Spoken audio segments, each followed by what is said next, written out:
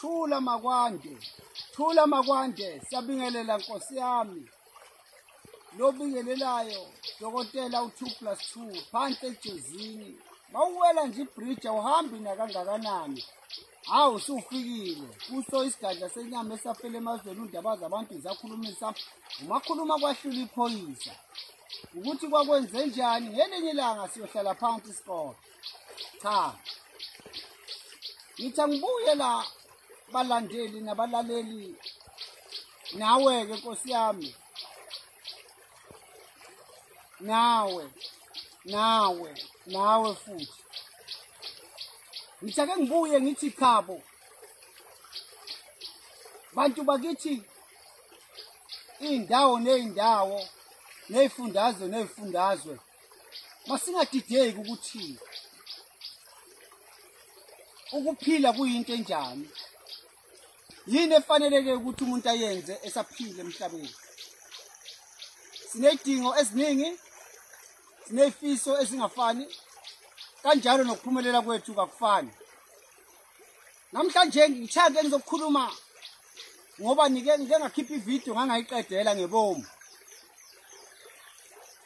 Isizathu ingoba bengifuna ukuthi ngibone ukuthi abantu bakhona yini abazwayo uma ngikhuluma. Ngoba mangenza ivideo kanje isuke ngingedwa. Angazi noma uyangizwa yini. Angazi noma ngibukela abantu abangakodwa engikufisayo. Asakheni amakhaya ngendlela eyiyona. Ikhona ke inkinga ephakathi kwethu. Okuyinkinga esisikhungethe ngalendlela yokuthi thina sesijaha izinto kuphela eziphuthumayo.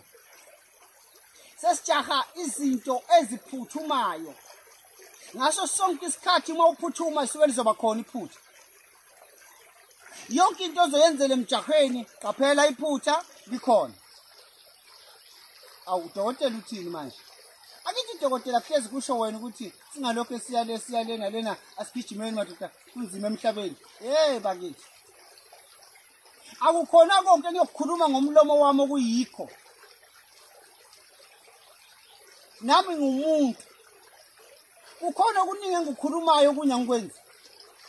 Hayi ngoba ngakwenzi nami ngiyakwesaba. Nami ngiyawuthanda umndeni. Angithi bawufika la ekhaya ukubona ekudlala izingane amatofolax kumnandi. Bese ubona ngisho umama ehamba ngesimile. Amatofolax kumnandi. Ngiyawuthanda umndeni. Kodwa umsebenzi wami uyangivumela ukuthi umuntu mayifuna into ejulile ngenze njani ngimnike. Ngisho ngazi ukuthi mina ngiyenze lento. Ngifuna ukufundisa abantu ukuthi abantu abacabangisise kahle mandukuba bathatha izinto ezisindayo noma bephumelele baye phambili. Isihloko esikhulu ke ngifuna ukukhuluma ngaso ukuthi ayikho into ebalulekile njengekhaya. Ekhaya kusekhaya, ekhaya kuyohlezi kusekhaya. Ngisho ungaxakeka la ukhona, ngisho ungaphatha imali engakanani, mawungenakhaya uyefana nomuntu ongenalutho. Ake ngifundise wonke umuntu ozobukela le video ngenhlahla nangamadatha akhe ukuthi ikhaya liyinto ebalulekile. Ikhaya ungaqoshwa ukuthi ekhaya bathakathi. Angisaye ekhaya ngiyohlala kuze kube uJanuary ngihlele esilungini ngoba ekhaya bayathakathi. Ukuthakatha yinto engapheli, yinto esayifica ikhona futhi esiyofa size sikhona. Kodwa abantu abawathanda amakhaya njengoba bezithanda bona. Ayi wakhuluma udokotela. Ngikhuluma kanje ngiyazi ngilandela abantu abadala. Ngiyazi ngilandela abantu abasha. Ngiyazi ngilandela abantu abaxeke ngempela. Ngiyazi ngilandela abantu hayi ngoba bethatha umuthi kimi, hayi ngoba befisa ukuza kimi, kodwa abathanda indlela engibeka ngayo izinto. Ngiyanithanda ngiqhubeka ningiseke Nkosi yami ngiyacela. Futhi uma sengibheda, ni-comment nisho ukuthi la uyabheda la ukhulume kanje. Ngisho nifuna isihloko nibuye ningitshele. Ngumuntu namhlanje yini? Angisoze nganilahla. Ngithi mina asingakhohlwa yikhaya. Ikhaya liyinto ebaluleke kunakho konke. Namhlanje sigijima thina sinaka impilo zethu kakhulu sikhohlwe amakhaya. Uthini dokotela? Angazi noma ngizoyibeka icace ngoba ngiyakufundisa ngifuna uqonde uzwe maqede wenze bese uyaphumelela bese uyangibonga udokotela. Ngumlandeli wakho ngalalela wena namhlanje ngila. Ngiqonde ukusho ukuthi uqala nje uphuma uthi uyohlola noma uya kudokotela. Kubalulekile ukuthi ungayicabangeli wena kodwa ucabangele ukuthi ngiphumaphi. Lona leli khaya engiphuma kulo kunjani? Ayi sicebise dokotela sikuzwa kahle. Ngithi mina kuwe awuqala umuphuma uhamba uzodinga uhlolelwa la uya khona. Awube nakho ukuthi abaqale bebheke ikhaya. Uma sibheke ikhaya sibuka ukuthi uma sengikuhlolela la ayikho into engizothi mangunika yona bese siyaphazamiseka kungasebenzi ngenxa yokungcola kwekhaya na. Namhlanje sihambe odokotela nodokotela kodwa umehluka siuboni. Okubuhlungu kakhulu ufika uzwe ngomuntu ethi ubuya ka 2 + 2 unokuthi uthi uyalandela wena kungenzeki. Sizama ukwenza umzekeliso. For example, awusengifundile futhi. Ya.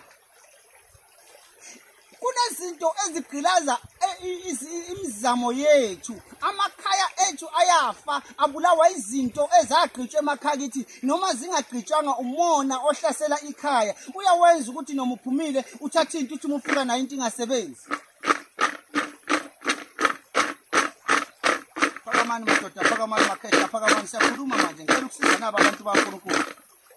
Ngithi mina ukungcola nezinkinga zekhaya ziyakwenza ukuthi umuphumile uyofuna into uthi ubuye nayo ingasebenzi. Hayi dokotela, mina ngoba ngihlala esilungwini mangisuka esilungwini ngiza kuwe ngibuyele esilungwini ke. Ngingaye ekhaya.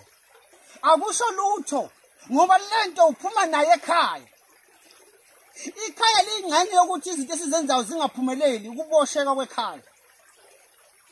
Ngithi mina kubalulekile ukuthi ikhaya liklinwe, ikhaya liqiniswe, ikhaya liqushwe, abantu abahlala ekhaya bevikeleke.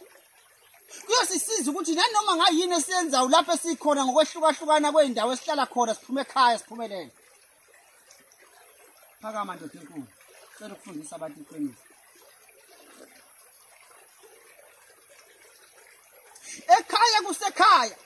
Ngisho zikuxakile izinto ubalekele ekhaya. Ekhaya ilapho isidalwa esiba khona noma singcolile kodwa sikhona sisekhaya. Ekhaya ikhaya indawo la kunesibusiso sokhona. Ngisho ngabe ulala endlini engadilika noma yinini. Noma ngabe uhlele ekhaya balibukela phansi kanganani. Kodwa ikhaya. Asingakhohlwa amakhaya esiphuma kuwo. Inkinga zamakhaya singayibalekeli.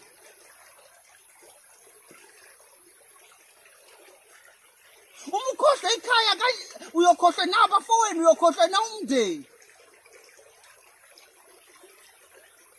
Ekhaya kusekhaya. Ukusukumela ikhaya kuyakwenza ukuthi uphakame ngoba sihlupheka nje kungenxa yabazali bethu. Abazali mhlawumbe abanganawo amandla abatholanga ithuba labo YouTube, abatholanga ithuba labo Instagram, abatholanga ithuba lokungena ezintweni babuka ukuthi bangalungiseka kanjani. Wena unethuba uyangizwa namhlanje. Ngithi mina ekhaya kusekhaya asilungiseni amakhaya ethu. Dokotela sibambezelathi sifuna ukuphumelela. Angivimbi lutho. Mina ngiyakhuluma nje ngitshona endlebe akezwe. Ikhaya kuyohlezi kuyikhaya. Sihlupheka nje ngenxa yamakhaya ethu awana kuthula. Bashiya kumanhlambe. Lungisa wena ikhaya, ulungise nabafowenu. Silungisa kanjani ke ikhaya? Ngiphethe ukhamba nanto. Ake ngithi sinemndeni emkhulu eyahlukahlukene, nginokhamba lomndeni nantu namuhla. Ukhamba lomndeni, ukhamba lokuthi siyancinda la ekhaya njalo ngenyanga. Dokotela, usuthini manje? Ukhamba lokuthi ekhaya siphumelele sonke kungabibikho umuntu ongasebenzi, kungabibikho umuntu ongenalutho ekhaya. Alungene ezithwaleni bakithi. Alungene ezithwaleni. Mawufuna ukuyithwalela mbo uyithwalela wena. Ukhamba lomndeni, ukhamba lokuvusa umuzi kababa, lokuvusa umuzi kamama. olokuvusa isibongo sethu ukhamba lomndeni. Kulonyaka ngikhuluma ngalolu khamba ngoba ngifuna ukukhiphela abantu abafuna ukwakha imizi, abafuna ukwazi ukuthi banani. Ukhamba lomndeni alunayo imigomo nemibandelo, kodwa ukhamba oluthi uma lufika ekhaya bese guquleka impilo zabantu ngokulandela imithetho engizokutshela yona.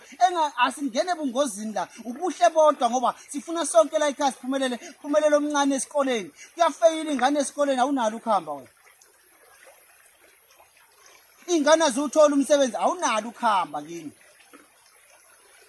Omakoti bafika la ekhaya bayaphuma bayahamba, yebo awunalo ukhamba. Abantwana bala ekhaya bavelelwa zingozi, unalo yini ukhamba ekhaya? Sithenga imoto ziyafa, unalo yini ukhamba? Zibuze wena.